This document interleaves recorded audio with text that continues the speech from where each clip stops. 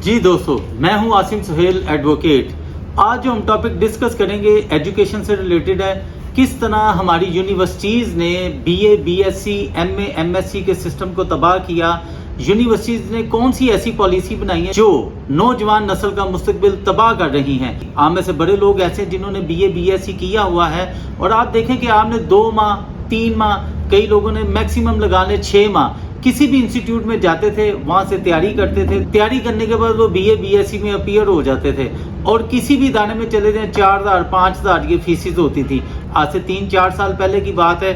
एक बच्चा टॉप करता है, पता चलता है जी वो एक रिक्शा ड्राइवर था, वो रिक्शा चलाता था, उसने पंजाब यूनिवर्सिटी से टॉप किया, उसको 50 लाख मिले। किस तरह उसका मुस्तकबिल बन गया। उससे कुछ अर्सा पहले देखें एक तंदूर वाला था, तो वो क्या करता था, वहां पे काम करता था। उसने दिन रात मेहनत की, मेहनत करने के बाद उसने वो बीए के एग्जाम दिए और उसमें टॉप किया और उस बच्चे का फ्यूचर बन गया। अब सवाल यहाँ पे ये पैदा होता है कि यूनिवर्सिटियों ने मिली भगत करके प्राइवेट इंस्टीट्यूट के साथ ये क्या किया, ये कैसे हमारे नौजवानों का मुस्तकबिल तबाह हुआ। उसका लॉजिक जैसा कि मैंने आपको बताया, बीए, बीएससी 2 इयर्स का होता था। आपने क्या करना है जी, 2 साल का कोर्स 3 या 4 माह में करके आपके पास ग्रेजुएशन की डिग्री आ जाती थी। अब इसकी जगह इन्होंने किया है BS.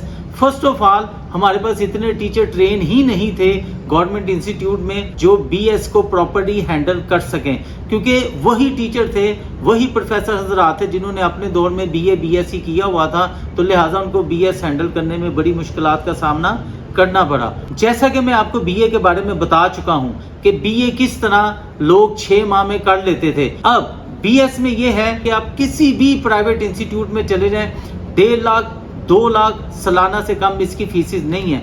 Even though government institute है, पंजाब यूनिवर्सिटी चले जाएं, वहां पे भी इसकी एक सेमेस्टर की 65 से 70 हजार, मीन के 1,30,000 रुपया सालाना फीसिस हैं। किताबें, नोट्स, एक्सपेंसेस ये इसके अलग हैं। अब देखें एक आम बच्चा, जैसा मैंने आपको 2 लोगों की मिसाल दी, एक तंदूर वाला था, एक रिक्शा चलाने वाला था। आज उसको कहा जाए जी आप बीएस कर लें सरकारी इदारे से, आप बताएं वो कैसे अफोर्ड कर सकता है। दूसरी चीज, वो है भी 4 ईयर का। अब 4 ईयर 5,20,000 4 साल की फीस बनती है। अब ये वही बीए था जो बच्चा 30-35 हजार में कर सकता था। अब देखें वही फीसिस 5 लाख पे चली जाएंगी।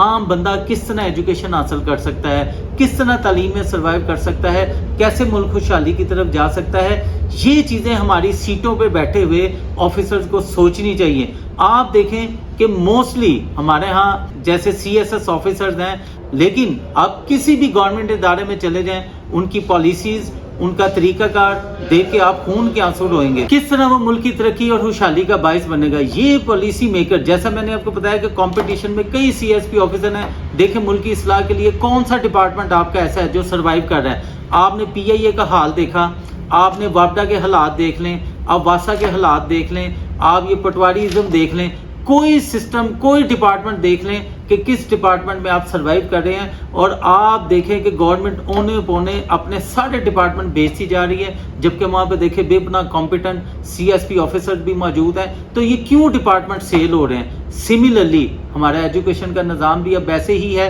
अब देखें हमारे जो यूनिवर्सिटीज में बैठे कंट्रोलर्स हैं, डीन्स हैं, ये सारे लोग कॉम्पिटेंट हैं, इनकी आला एजुकेशन है। तो इन्होंने ऐसी पॉलिसीज बनाई हैं जो कि स्टूडेंट्स के लिए एजुकेशन हासिल करना नामुमकिन बना रही हैं। मैंने जैसा कि आपको बताया 4-5 साल पहले देखें कि बीए किस तरह लोग 25, 30 या 40 हजार लगा के कर लेते थे। दूसरा इसमें ड्रॉबैक जो मैं आपको बताना चाह रहा हूं, ये जो बीएस है इसमें देखें पंजाब यूनिवर्सिटी की तो फीसें आ गई।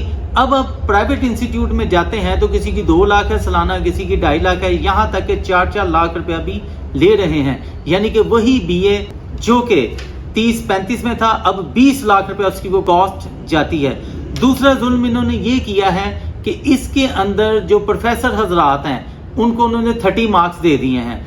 अब बच्चा पढ़े या ना पढ़े, हर इदारा उसको 28 या 29 नंबर तो ये दे देता है। उसके बाद बाकी रह जाते हैं 10 या 12 नंबर। 40 मार्क्स वाला पास है, वो वैसे उसको पहले बता देते हैं कि इसमें ये सवाल आने हैं, ये आपका सिलेबस है।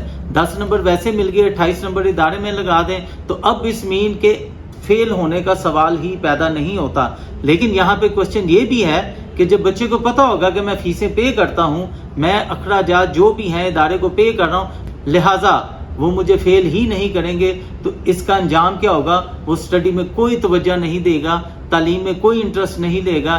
ایز اے رزلٹ ایک ایسی قوم، ایک ایسی نیشن ہم تیار کر رہے ہیں جس کے اندر کسی قسم کا شعور نہیں ہے۔ اب بہت سے ڈپارٹمنٹ میں جائیں، ایسے ڈفر، ایسے نل لوگ بیٹھے ہوتے ہیں جن کو یہ نہیں پتا ہوتا یہ فائل اٹھا کے کیسے رکھنی ہے، اس کا کام کیسے کرنا ہے۔ سملرلی اب جو ہم نے B A B S C کا سسٹم کیا ہے یا جو انہوں نے پالیسیز بنائی ہیں، یہ آنے والے دور میں ایجوکیشن کا سسٹم سارا تباہ ہو جائے گا، اور آپ یقین مانیں آنے والی نسل کے پاس کوئی شعور ہوگا اور نہ ہی کوئی تعلیم اب حاصل کر سکے گا۔ اسپیشلی وہ لوگ، جیسا کہ میں آپ کو پہلے بتا چکا ہوں، جو پور تھے، جن کے پاس ایکسپینسز نہیں ہوتے تھے، جن کے پاس بکس نہیں تھی، اب ان کے لیے تعلیم حاصل کرنے کا سوال ہی پیدا نہیں ہوتا۔ آخر میں یہ کہنا چاہتا ہوں کہ ٹیلنٹ اب کس طرح آگے آئے گا۔ آنے والے دور میں نوجوان نسل کا مستقبل انہوں نے تباہ کیا۔ حکومت ایک ماں باپ کی طرح ہوتی ہے، حکومت کو اپنے بچوں کے لیے سوچنا چاہیے، اپنے تعلیمی اداروں کو بہتر بنانا چاہیے، ایسی پالیسیز بنانی چاہیے جس سے لوگوں کی فلاح اور بہتری ہو سکے۔ تعلیمی اداروں میں بیٹھے ہوئے وہ لوگ جو لاکھوں سیلریز، پیٹرول فری، بجلی فری، ان کو پرائیویٹ انسٹیٹیوٹ کے ساتھ مل کر ایجوکیشن کی کمر میں چھڑا نہیں کھونپنا چاہیے۔ ان کو اپنے قوم کے بچوں کے مستقبل کی طرف دیکھنا چاہیے۔ خدارہ نے ہوش کے ناخن لینے چاہیے، کل کو مرنا بھی ہے، آگے بھی جانا ہے۔ ہم یہ کیا پالیسیز بنا رہے ہیں؟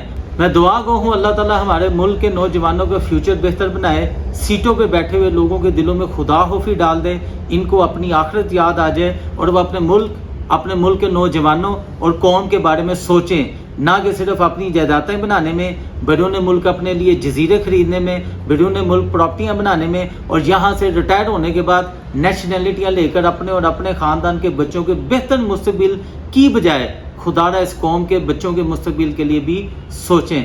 دعا گو ہوں اللہ تعالیٰ ہمارے پاکستان کا حامی اور ناصر ہو۔ پاکستان زندہ باد۔